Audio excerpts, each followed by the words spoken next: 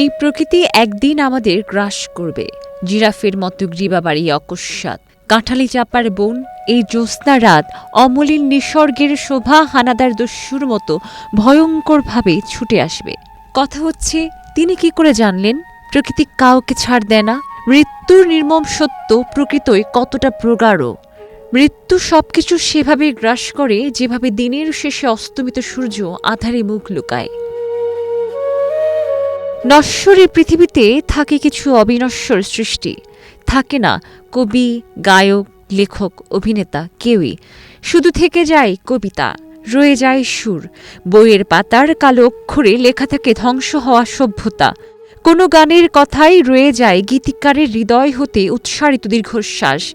কত তান, কত গান আর কত লয় এভাবেই থেকে যায় এ ধরায়। যার লেখার কথা বলছি তিনি দেশের খ্যাতিমান কবি অসীম সাহা। বিশেষণ তার ভূষণ, কি নেই সেই ঝুলিতে। পেয়েছেন বাংলা একাডেমি সহ ২১ পদক। জন্ম ১৯৪৯ সালের ২০ ফেব্রুয়ারি নেত্রকোনা জেলায়। উচ্চ মাধ্যমিক পাশ করে ১৯৬৯ সালে ঢাকা বিশ্ববিদ্যালয়ে বাংলা বিভাগে ভর্তি হন। সেই থেকে কবিতার সাথে সখ্য। প্রতিবাদের ভাষা, প্রতিরোধের আগুন কয়েক গুণ হয়ে জ্বলত তার কবিতায়।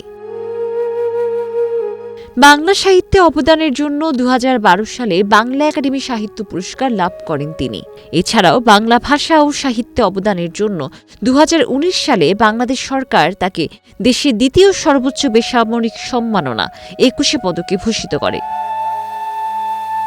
ব্যক্তিগত জীবনে দীর্ঘদিন ধরে ভুগছিলেন পার্কিনসন, কোষ্ঠকাঠিন্য ও ডায়াবেটিস সহ বিভিন্ন রোগে। এ বছরের শুরু থেকেই বেশ কয়েকবার হাসপাতালেও ভর্তি হতে হয়েছিল তাকে। সবশেষ চিকিৎসাধীন ছিলেন বঙ্গবন্ধু শেখ মুজিব মেডিকেল বিশ্ববিদ্যালয়ে। এরপর আসলো মন খারাপের মঙ্গলবার, খবর আসলো আর নেই কবি অসীম সাহা।